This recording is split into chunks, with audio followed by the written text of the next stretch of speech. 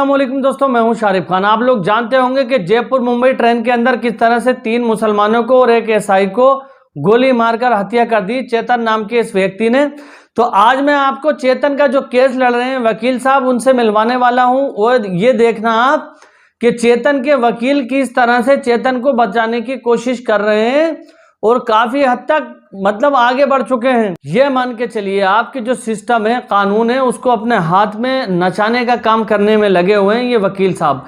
इनका ये बयान सुनना जिसके अंदर इन्होंने अदालत के अंदर ये पेश कर रहे हैं कि चेतन सिंह ने जो ये हादसा किया है, जो 3 मुसलमानों को मारा है, उस समय चेतन सिंह अपने होशो हवास में नहीं थे। मैं आपको बता दूं दोस्तों, जब ये घटना को अंजाम दिया, 3 मुसलमानों को चलती ट्रेन में इन्हें अलग अलग डिब्बों से ढूंढ करके मारा। उसके बाद ये शख्स मोबाइल निकाल करके वीडियो बनाता है और कहता है कि हिंदुस्तान में रहना होगा तो मोदी योगी कहना होगा। जिसका मानसिक संतुलन खराब होगा वो इस तरह से वीडियो बना करके नफरती भाषण देगा। आप बताइए मुझे, क्या जो आदमी पागल होगा वो मोदी योगी का नाम लेगा? क्या सिर्फ और सिर्फ हिंदुत्व की बातें करेगा?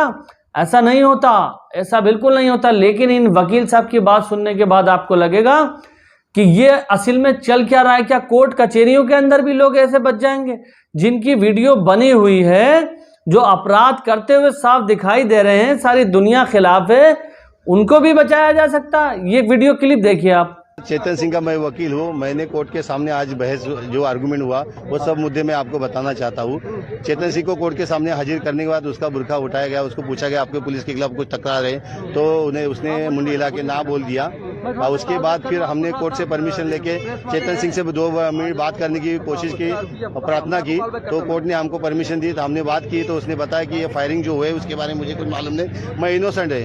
उसके बाद में वरिष्ठ पुलिस निरीक्षक जो सीनियर इंस्पेक्टर है रेलवे के कदम साहब, उन्होंने कोर्ट के सामने 8-10 मुद्दे रखे। उसमें के पहला मुद्दा था कि आरोपी की जो मानसिक स्थिति है वो ठीक नहीं है, उसके बारे में हमको इंक्वायरी करना, तपास करना है, उसका मेडिकल हमको करना है। उसके बाद जो आरोपी ने जो इतनी बड़ी घटना घड़ी है, जो रेलवे के अंदर घटी है, जो चलती ट्रेन में, उसके बारे में हमको डीपली हमको इन्वेस्टिगेशन करना है। उसके बाद आरोपी जो है यूपी का रहवासी है, तो उसके घर पे जाना है, उसके घर के बारे में पूछना है, उसके ये घटना क्यों की है, काय के लिए की है, उसके बारे में इन्वेस्टिगेशन करना है। और घटना जो है बहुत भयानक और इतनी बड़ी गंभीर स्वरूप की है कि 4 लोगों की डेथ हुई है। तो इसके बारे में पुलिस को सखोल तपास करना है, इन्वेस्टिगेशन करना है। उसके लिए उन्होंने 14 दिन की पुलिस कस्टडी मांगी थी, लेकिन उनको माननीय न्यायालय तीनों तरफ से, सरकारी वकील, पुलिस मशीनरी और हमारा बहस सुनने के बाद कोर्ट ने उन्हें 7 अगस्त तक पुलिस कस्टडी। तो देखा दोस्तों, ये वकील साहब चेतन को पागल साबित करने में लगे हुए हैं ताकि उसे बचाया जा सके। लेकिन मैं आपको बता दूं कि देश की अदालत इतनी बड़ी भी मतलब वो नहीं है, देश की अदालत को कुछ पता ही नहीं है। मरहूम शहीद सैयद सैफुद्दीन का मामू हो सकती है। जैसे ही मुझे इस बात की इत्तला मिली कि मेरे भांजे सैयद सैफुद्दीन जुर्म किया, अब मैं आपको लेकर के चलता हूं चौथा मुसलमान जिनका नाम सैफुल्ला है, जिनकी 5 लड़कियां हैं, सबसे छोटी वाली लड़की ऑफिसर की रिवॉल्वर से, जो सरकारी रिवॉल्वर है, छोटे बच्चों को छोड़कर दुनिया से शहीद हो गए, चले गए हैं। और इस सैफुद्दीन शहीद हो जाते हैं। सिंह जिसका नाम मैं फख्र करता हूं मेरे भांजे पर, मारकर हत्या मुसलमानों के लिए शहीद हुआ, अब मैं आपको जो इस्लाम के लिए शहीद हुआ। उनका गांव, साथ ही साथ और जानने मैं की बैरिस्टर सईद अवैसी साहब का बहुत शुक्रिया अदा करता हूं। मजबूरी, मेरे एक मैसेज पर फौरी वो एमएलए साहब को इत्तला दी और मैं भी एमएलए साहब से बात किया। मैं बहुत शुक्रिया अदा करता हूं मुताल्लिक़ एमएलए साहब हमारे जाफर हुसैन मीरा साहब नामपल्ली का, जिन्होंने बस मुश्किल से मैं इत्तला देने के 3 मिनट के अंदर हमारे भांजे के हमारे घर पर आए। और मैं बतौर खास गवर्नमेंट ऑफ तेलंगाना से मोहम्मद वाजिद पाशा, मरहूम शहीद सैयद सैफुद्दीन का मामू हो। जैसे ही मुझे इस बात की इत्तला मिली कि मेरे भांजे सैयद सैफुद्दीन एक जयपुर से गुजरात जाती हुई ट्रेन में जो एक दहशतगर्दाना हमले में एक पुलिस ऑफिसर की रिवॉल्वर से, जो सरकारी रिवॉल्वर है, वो डायरेक्ट तानता है और उसको मार देता है और सैयद सैफुद्दीन शहीद हो जाते हैं। मैं फख्र करता हूं मेरे भांजे पर, जो मुसलमानों के लिए शहीद हुआ, जो इस्लाम के लिए शहीद हुआ। साथ ही साथ मैं बैरिस्टर सईद अवैसी साहब का बहुत शुक्रिया अदा करता हूं। मेरे एक मैसेज पर फौरी वो एमएलए साहब को इत्तला दी और मैं भी एमएलए साहब से बात किया। मैं बहुत शुक्रिया अदा करता हूं मुताल्लिक़ एमएलए साहब हमारे जाफर हुसैन मीरा साहब नामपल्ली का, जिन्होंने बस मुश्किल से मैं इत्तला देने के 3 मिनट के अंदर हमारे भांजे के हमारे घर पर आए। और मैं बतौर खास गवर्नमेंट ऑफ तेलंगाना से मजलिस इत्तेहादुल मुस्लिमीन से और सरकारी जो बैठे हुए तानिशा उनसे भी मुतालबा करता हूँ, सेंट्रल हुकूमत से, क्यों कि ये सही नहीं है, ये बहुत गलत है। जैसा कि कहा गया कि दहशतगर्दाना हमला है, यकीनन ये दहशतगर्दाना हमला है। पक्की और मजबूत रिपोर्ट ये है कि मेरे भांजे मुतशर्रे हैं माशाअल्लाह, नमाजी हैं, दाढ़ी रखते हैं, उनके साथ सेठ उनके साथ हैं। उस सेठ का ये बयान है कि उनका नाम पूछा गया और पूछकर मारा गया। कैसी बात है ये बताइए आप? इंसानियत है, सबका साथ, सबका विकास, सबका विश्वास। कैसा विश्वास, कैसा विकास, कैसा साथ, समझ से बाहर है ये बात। बहरहाल गुजारिश यही है आप हजरात के चैनल के जरिए MIM पार्टी से, KCR साहब से, कि 10 लाख इसका कोई बदल नहीं है, कोई बदल नहीं है। हम तो ये बिल्कुल कबूल करने तैयार नहीं है। 3 मासूम, 6 महीने की एक लड़की, 2.5 साल की एक लड़की, 6 साल की एक लड़की है। ये बच्चियों की मुकम्मल तालीम होना चाहिए।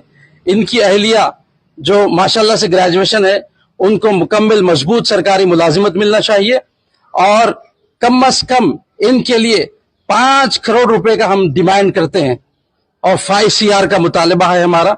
और ये गवर्नमेंट ऑफ तेलंगाना से बतौर खास है कि आप सेंट्रल से, आपसे और जमात से कैसा सख्ता प्लीज दिलाइए। ये किराए के मकान में रहते हैं, मामूली दुकान में काम करते हैं, इनके बिल्कुल मुख्तसर सी इनकी गरीबी में जिंदगी है। जाती इनको रिहायश करवाइए, बच्चों की तालीम का मामला है और बैंक बैलेंस है। इनके वालिदैन भी मरहूम है, सैयद सैफुद्दीन के वालिद है ना वालदा है। इनके 2 भाई हैं जो अपने बिल्कुल मामूली दर्जे का वो भी काम करते हैं। तो मैं यही आप हजरात से मुतालबा करता हूं KCR साहब से कि इनका माहाना सोर्स ऑफ इनकम मजबूत होना, अगरचे कि वो मौत का बदल नहीं है, लेकिन ये लोग इत्मीनान से जिंदगी तो गुजार सकना। मैं बहुत शुक्रिया अदा करता हूं जाफर हुसैन मेरा साहब का, ये साथी रुफका कारपोरेटर और सबका, कि इन्होंने बर वक्त फैसला करते हुए मुझे बम्बई बजाने के। और दोस्तों, ये अभी आपने जो वीडियो देखी, इसको देखकर आपको क्या लगता है?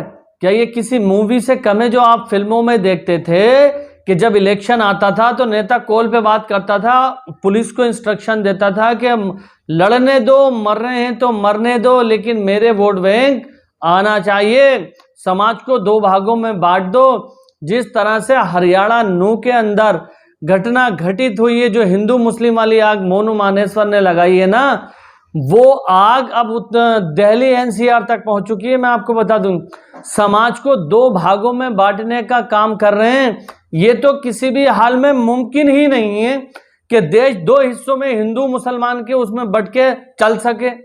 किसी हाल में मुमकिन नहीं है। अगर कोई ऐसा दिन आ गया कि हिंदू और मुसलमान सब अलग अलग होने लगे, तो देश की 2 हिस्सों में टूटने पर मतलब टाइम आ जाएगा कि देश के 2 हिस्से हो जाएं, और ऐसा हम लोग होने नहीं देंगे। तो जितना भी ये जालिम जुल्म कर रहे हैं, जितना भी ये जालिम हिंदू मुसलमान कर रहे हैं, लोगों को मार रहे हैं, उसका हिसाब इन्हें देना पड़ेगा। हर किसी का टाइम आता है। आज इनका दौर है, आज इनका समय है। ये जो कुछ भी कर रहे हैं करने दो, लेकिन जब इनका समय बदलेगा तो ये इन्हें मुंह दिखाने के कहीं लायक नहीं रहेंगे।